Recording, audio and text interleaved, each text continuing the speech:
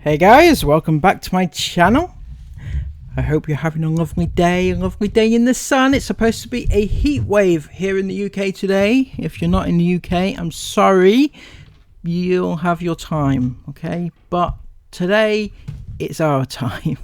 we only get like one day a year, don't we, over here? Anyway, welcome back. We're having a members party barbecue thing right now. And so get your bangers on, because I got mine out right now. We're going to go through a couple of clips that I found interesting over the last few days, and let's see what you think. Maybe you've seen them already, but I'll give you my opinion now. Good morning, iFam. Welcome to today's vlog. It's a little bit of an early start this morning. Jay's had an eye hospital appointment at just after 9, I think it was, about 9:15. So I just dropped him and Chris off at the hospital. The reason I dropped them off is because I actually have an appointment at 10 a.m. And so I need the car to go to my appointment. So I just dropped them off. I've actually come to McDonald's, which is 2 minutes down the road, for breakfast. Haven't had a McDonald's breakfast in so long. And I just absolutely love their sausage and egg McMuffins. That's actually a lie. I love their bagels. Can we talk about how McDonald's got rid of their bagels and just didn't bother bringing them back? Like, what is that all about? The bagels are so much nicer than the muffins. I very rarely agree with Sarah, but on this, I absolutely agree 100%. I'm so passionate about this. In fact, I think we need to put up a petition or something, because whilst the McMuffins are okay, the bagels are just sensational. The way that this cheese seeps through the hole in the top, like, it's so lovely. I can't believe, I actually didn't know they got rid of them. I think they maybe got rid of them during the pandemic, but just didn't bother bringing them back afterwards. Is that what happened? Anyway, I didn't know any of this, and I kept trying to find one of the branches that sold bagels, but then I found out they don't. Anyway, there's my bagel story. If anybody knows where I can get a good bagel from, let me know. And they just don't do them anymore. Anyway, I've got an hour to kill, or just less, about half an hour, maybe 45 minutes, and I thought I'd come and get some breakfast. I've also got a pineapple and mango smoothie, which looks so good. Haven't tasted those before, so I'm looking forward to giving that a try. Don't usually actually eat breakfast, but yeah, if I've got the opportunity to grab a McDonald's sausage and egg, then I'm for it. I'm there for it. I did want to go to Jace's eye appointment today, but if you guys watch our vlogs, you might know that sometimes Jace gets a little bit shy, I guess, when he has to answer like the questions, especially if he gets one wrong and they tell him like, no, that's wrong. So many things I want to say right now. Possibly this kind of is as a result of Sarah's lovely, amazing child-led educational system, in which Jace is never wrong, the girls are never wrong, they can do no wrong, he's never wrong, and he eventually gets told that he is wrong, and he's like, hang on, mummy told me I was always right, so what? I don't know what to believe now. He really doesn't. He gets so embarrassed and so shy. So I didn't want to go to the appointment and then have to leave halfway through for my appointment and like tip the balance. So I said to Chris, it's best if you just take him. It's Chris who usually takes him to these appointments. Yep, that's the real reason Chris is taking him, isn't it? Not because you would usually go, but Jace gets a bit embarrassed and you didn't want to tiptoe out halfway through. It's because Chris usually takes him anyway, and you're never anywhere to be seen in these appointments. So why break the habit of a lifetime? You're not going to go anyway, are you? And hopefully he will perform and answer the questions the way that they need him to check his eyes. He's basically getting his eyes checked today because we've noticed that with his glasses, his eye sometimes still seems to go in, and I'm pretty sure that might mean the prescription's wrong. I'm not 100% sure, obviously I don't know, I'm not qualified or anything like that, but don't be shy, Sarah, of course you're qualified. Dr. Sarah Ingham at your service. eye does sometimes seem to still go in even with the glasses, so this is kind of like an extra appointment that we called up and said, his eye's doing this, what do you think? And they said, bring him down, we'll double check his prescription. So fingers crossed all is okay for him and that appointment. He seemed in very good spirits this morning, he was chatting away, so yeah, hopefully he does the test and everything they need him to do. I've got an appointment with the consultant for my pregnancy. I'm consultant led because of, I think there was a few different reasons. I think one of them's like my age. I'm actually classed as a geriatrics mom. That's actually the term. I'm no mother, Sarah, but I'm pretty sure the term is geriatric, not geriatrics, because that would infer two people. Anyway, not the point. Sarah, I think we've been through this before, possibly. I do know that you are of a certain vintage and, yep, you are getting on a bit and therefore at a higher risk. And that's not a slight on you, but these things you have to take into consideration when going for the 15,000th moneymaker that you want to bring into the world. I thought that was like an offensive word, but that's actually the term. Like an old mother. I'm 37 and I'm an old mum. I'm a geriatrics mum. I'm sorry, Sarah, but do we not all know this? I mean, your audience, you think, are all mothers, right? So any mother, anybody that's been pregnant, any actual human being living knows that an old mother is around about your age, and you know, unless you are currently discussing this with your tweeny IFAM right now, who let's face it, don't really care and shouldn't be taking tips from a geriatric mother. And there's a few other things like the amount of children I've had, and I think I've been consultant led since like Jace, and the reason was for that because Esme had a low birth weight, which is crazy because she was exactly the same birth weight as Isla. They were both £6.15, but Isla was born at 4 days overdue and Esme was born at 7 days overdue, and at 7 days overdue £6.15 is classed as a low birth weight. Even though I've had babies since then who have all been like, all my girls have been £7 pretty much, all of them, within like a couple of ounces. So anyway, I've got my first consultant appointment today. Not sure what to expect, but I'm sure I'll be in and out of there quickly. Now I'm gonna eat no, not I'm loving it. My consultant appointment was really boring. Absolutely fine, nothing at all to report. She did offer me, And my one was really fun. was it really fun, your appointment? Yeah, well, it was a bit hard. She did offer me, Nothing like ignoring your child whilst he's talking to you, just because you needed to talk to your imaginary friends online, isn't it?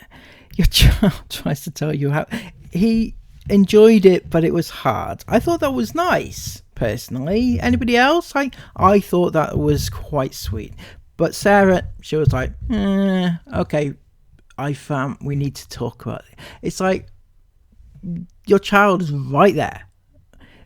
Is it because he's not through a lens that you don't want to talk to him because of that? aspirin tablets, and also she said that the reason for my appointment was that if you have 3 markers, like 3 risk markers, then you're consultant led.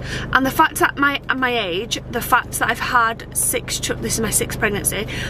Interesting.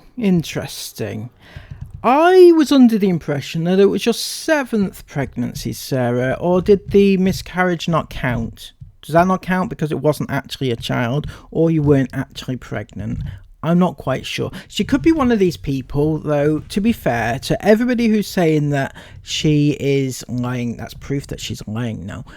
But it may just be that she actually believes that because the child didn't carry to full term or even to long enough, that she believes that the child didn't exist and therefore it's not a pregnancy. She could be one of those.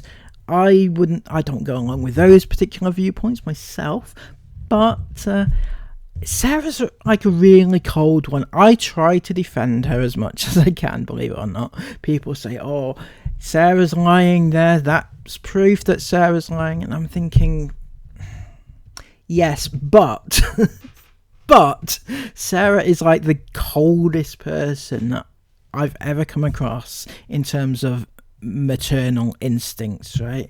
So she could quite conceivably think that that wasn't actually a pregnancy. The fact that she had a miscarriage doesn't count in her mind. I have my personal feelings on whether or not that was an actual thing back then, but Sarah, I'm trying to defend you, okay? Keep putting your foot in it. What can I say? People are going to start to talk, aren't they? And also that I had 2 babies with low birth weight, she said. And I don't think Esme and Isla were low birth weights. Obviously, technically they were. But all of my babies have been around the same weight. So... Oh, good. Yeah, all good.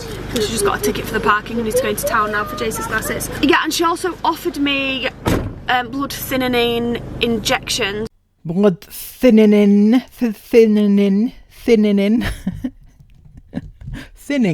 Blood thinning, I think is the correct term, Sarah. From 28 weeks, I think she said, or around that, whenever my appointment is around that. I don't actually think I'll be here when I'm 28 weeks, which I explained to her, and she said it's fine, just, you know, come when you're back. They just said, just pop in whenever you're ready, is it, Sarah? Is that really what their advice was? Just, you know, it doesn't matter when you're back, just pop in when you've got a spare moment, isn't it? Now, I won't pretend to know a lot about this because I don't, but I have read up a little bit. So please, if I get any of this information wrong, please let me know. I'm not an expert, obviously. So, from what I understand, blood thinning is used for, like, it's used to stop blood clots and stuff like that. It's maybe used for other things too, I'm not too sure, but yeah. And it's important. They obviously offer it her for a reason, as a life-saving mechanism, and yeah, it could save her life, basically. But she's very blasé about it, like saying, well, I might come in, might not do, going away on holiday, don't you know? May not bother on this occasion, possibly the next pregnancy. And I'll also need scans as well, like more scans. Yeah, you can get out. Because of the low birth weight, I'll need scans from that time as well. So it wasn't really much going on. I was in and out within like 5 minutes. But yeah, I don't know how I feel about I've said lots of times on this channel, my biggest fear during child delivery is bleeding. I've said that a few times on this channel, and I said to her today, like, I'm really not comfortable taking injections to thin my blood. Like, what? Surely that makes it easy to bleed during delivery. And she's like, oh yeah, well, labour usually takes quite a long time, so we'll just ask you not to take them when you start getting contractions. And I'm like, well, my labours are actually quite quick, so what happens if I've already taken them? And she's like, well, you know, there is some risks. And I'm just like, nope, I am not taking them. Obviously I didn't say that, but So obviously we can only speculate as to why she's been offered them and for what reason and to help with what and the risk factors involved. It's probably unfair to speculate entirely, but it just seems a little bit wrong that she's been offered this, which is generally for life-saving purposes, and she won't take it. I've heard it mention that you can stop it a little bit before, it maybe not like a few hours before, like a couple of days before perhaps, and that might help. And you know, she could do that. I don't know. I don't think that she's saying that she definitely won't take it. She's very cautious though, so who knows. It's just, you know, any of you mothers out there might have more of an idea than I do about this situation, or might have a bigger opinion than I do. So if you do, let me know in the comments below. So there was a lot of lies and potential lies and medical information and stuff going on in their lives. It's brilliant stuff. The entertainment value is non-stop, right? But then the next day there was this. I think it was the next day. Could have been the day after. There was another vlog, and that got my attention too. Just went, we're in the beautiful city of Leeds. Yeah. I was like, no, Isabel, we're in Sheffield. We're actually in Sheffield. Yeah. Just picked Isabel up and we're heading over to Mila's appointment right now. I'm feeling pretty confident at this one. I think I was really nervous last time, but this time she's just running like nothing else. And she's just always active, climbing. I feel like this will be a good appointment. Chris has just taken Mila in for her x-ray. Happy day. I just remembered that the last time we came here, I took her in for the x-ray and I was pregnant. But I did actually wear the vest. Last time you came there, you took her in for the x-ray and you were pregnant. How long ago was that, Sarah? How long ago do you think that Mila has not been...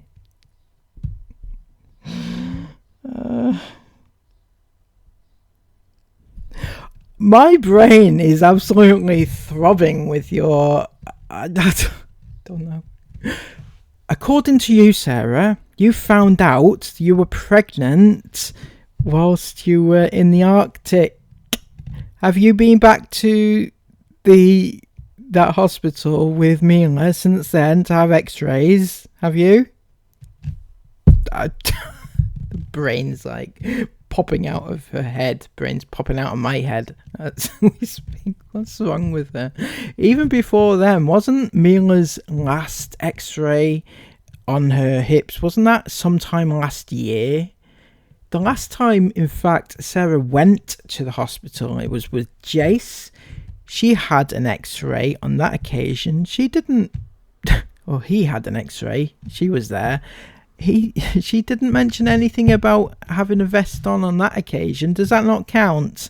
Because it's not part of your little lies and stuff. Bloody hell. If Sarah had a brain, I think we'd all be would we be better off? Who knows? Yeah. Because I always actually say, I always feel like if you can wear a vest to protect yourself, why not? So I always like to wear the vest anyway, even if I'm not pregnant. But yeah, I did obviously wear the vest last time, but I think I was pregnant. Yeah, I was, because it was just before I went away on the van trip. We didn't know I was pregnant. Any of you guys care to decipher just what the fuck she's going on about? She wore the vest because she was pregnant, but she didn't know she was pregnant, but she may have been pregnant, but she may not have been pregnant, but she wore it definitely, but she wasn't pregnant, or was she? Who knows? But also, it was just before the van trip. Let me just check on that one. Okay, just checked. I wanted to check for my own peace of mind, but also for correct facts. So they were at the hospital with Mila having x-rays and whatnot, and that vlog went up on December the 22nd, which... Were you pregnant? Were you not pregnant? Possibly she was trying to get pregnant, and maybe that's why she... Yeah, it could have been, actually. I stand corrected. It could have been a thing. However, what she's failing to mention here is the fact that she has, in the meantime, been for an x-ray with Jace. And at that point, she was definitely pregnant, and she's not putting up a defence about that. In fact, she's not even mentioning it. Yeah, but I was. But yeah, like I was just saying outside, it's a bit loud and windy. I'm not sure if you could hear me, but I've got good feelings for this appointment. I think she's fine. I think she's absolutely fine. It's super busy here today, not in this department, obviously, there's nobody else here. But we walked in as well, and Isabel went, this is the definition of... So are we behind all these people? It's rammed, there's not a single space out there. I was about to go get back in the car to work, because I was like, there's no way I'm sitting here. So I was like, I'll wait in the car. Yeah. But we were called straight in. Isabel went, and I'm like, no, it doesn't work like that, and then her name came up on the board straight away for x-ray. Good. But obviously it's a children's hospital, so it's going to be busy, but they're all for different departments. I was just saying to Isabel, so it's not like everyone's coming for an x-ray. Anyway, I'll let you guys know. She goes to this x-ray now, and then I think the specialist sees it, and then we go see him, and he lets us know how she's getting on. Also, just very quickly, I know I did mention it quickly back at the house. Matt Miller's appointment.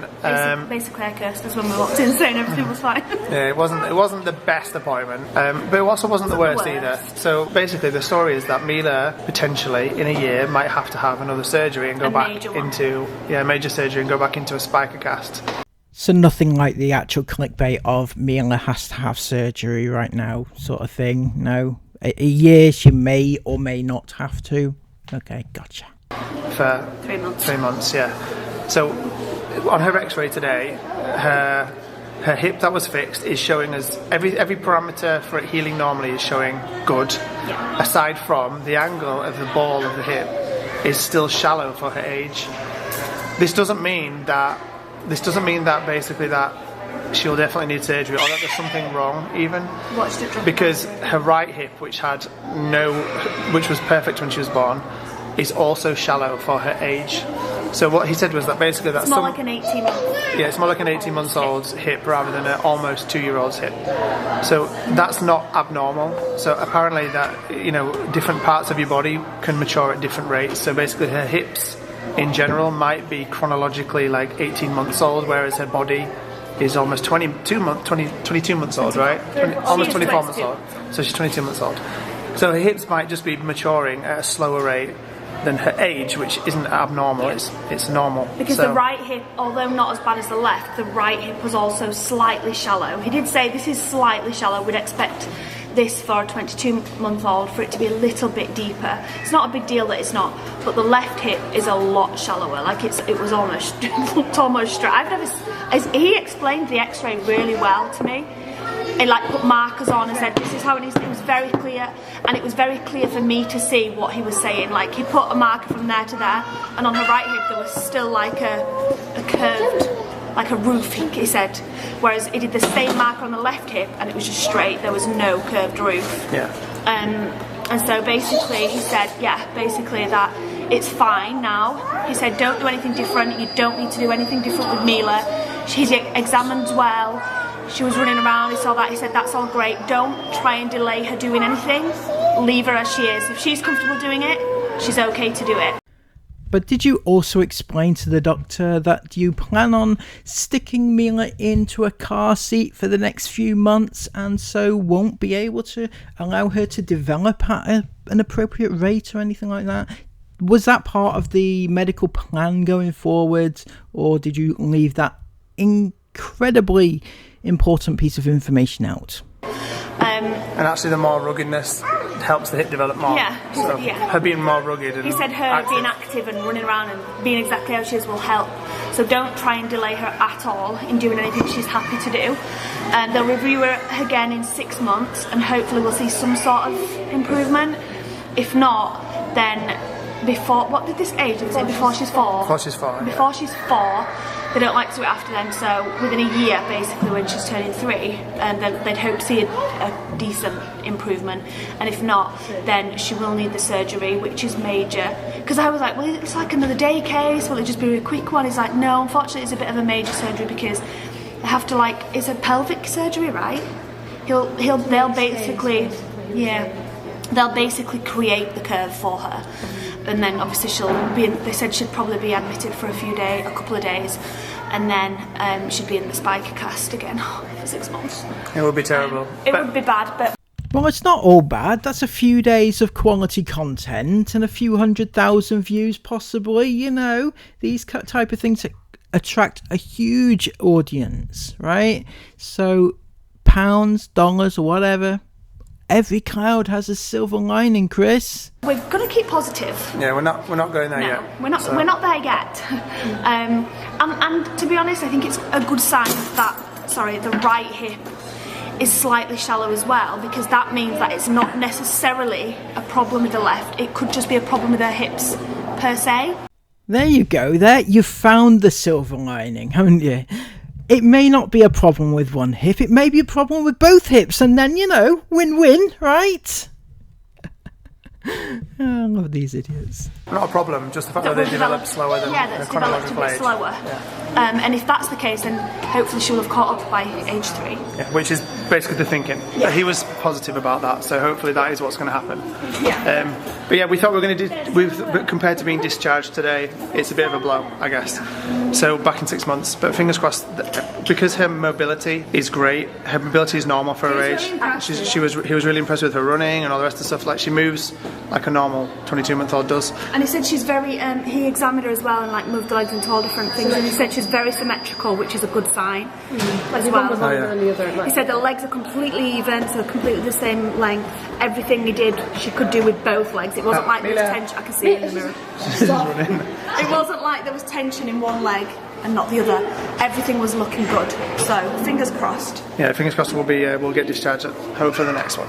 But yeah. But it'll be the year one, yeah. It'll be a year one probably. But anyway, aside from that, all good. And there we go. There we have it. Another day, another Ingham vlog down. It was emotional. I hope you've enjoyed this time with me today. And fingers crossed there'll be another one soon. And if you give this video a thumbs up, or if you watch another one of my videos, one of these recommended ones, please do so. That would be much appreciated. Until next time, have a lovely day. Take care of yourselves, and bye-bye.